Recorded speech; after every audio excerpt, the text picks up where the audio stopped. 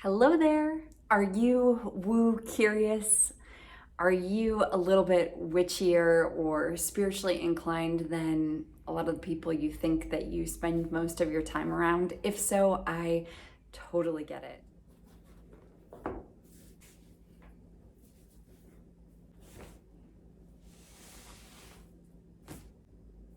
I spent a decade in corporate America and I always felt like I was exploring things that were crazy to the people around me. And so I've gotten pretty used to being outside of the box in that way. However, I have found so many incredible tools around what some people might call a little bit woo or a little bit witchy.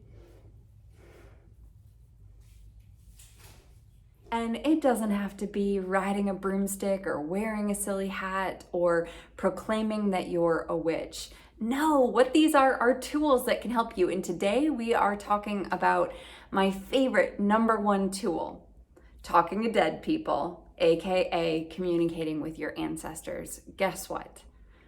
You can do it. Let's talk about it.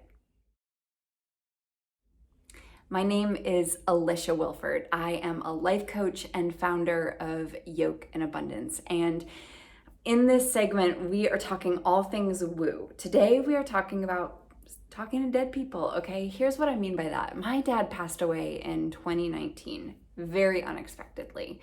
And it was devastating for me and for everyone in our family. I have a practice of writing morning pages. And I decided that in my morning pages, I was going to continue to talk to my dad. I call him Papa. So I started writing to my dad in my morning pages. I would write, Dear Papa, and I would tell him about all of the things that I wanted him to know about. I would let him know what I was grateful for that he did in my life. I would tell him my fears and my worries and my hopes and my dreams, and I would ask him to respond to me.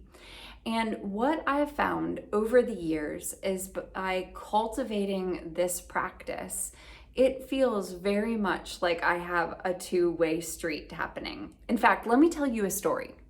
There was once a time where I was talking to my dad. I was writing a letter, letting him know what was going on in my life, letting him know all of the things that were happening, and asking for a little bit of advice. I wanted a yay or a nay on something. And that same morning, I had lit some incense and I stuck that incense, very uncharacteristically of me, right side up in the peace lily from my father's funeral.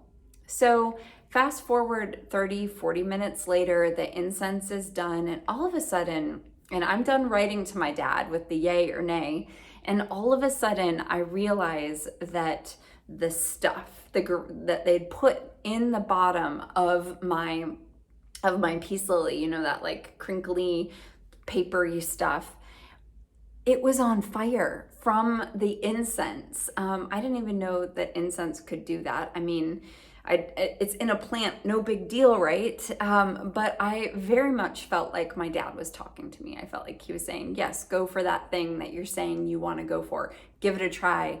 I approve.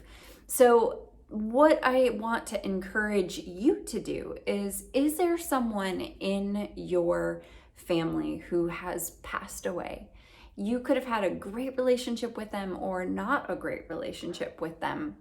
Because here's the thing, I feel like I now have a stronger relationship writing to my dad now than I did when he was alive. And I feel like, whether or not that is true, I believe it to be true. And really, in this case, that's all that matters. It feels like I've continued to have a connection with my dad, even though he's on what I consider the other side, wherever the other side might be. And you can do this too. All you have to do is sit down, collect your thoughts, think of the person that you want to connect with. And I would start off with some gratitude. What are you grateful for about them? Even if it is something like I'm glad you birthed me. I'm glad that you had me.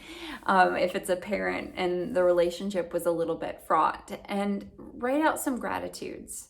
Then let them know what it is that you need them to know. And I would absolutely ask them for a sign that they received the message and that they heard you. And you might want a sign asking them for a yay or a nay on something, but this is an active relationship. And in any active relationship, it's important to keep those lines of communication open. It is also important to remember that it's a two-way street. You wouldn't just always ask that person for something, right? I think we tend to, when we are in times of need, we are grasping for straws, right? And so if you are in a time of need, that might not be the best time to start this particular type of relationship. But if you are genuinely looking for connection with someone that you love who has passed away, ancestor or not, writing a letter to that person and establishing that, daily or weekly or monthly communication, letting them know what's happening in your life, asking them if there's anything that's happening in their life that they would like you to know about. It's a way of establishing a two-way street communication. Have you ever already done this? Have you ever written to a loved one who's passed away or asked them for a sign and gotten it? I'd love to know in the comments below.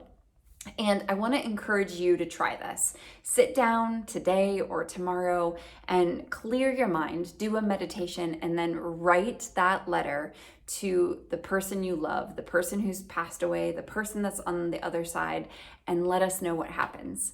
Thank you so much for being here. If you have enjoyed this video, I want to encourage you to hit the like button and subscribe, and then share it with a friend who you think might need to hear it. Thank you for being here. Bye.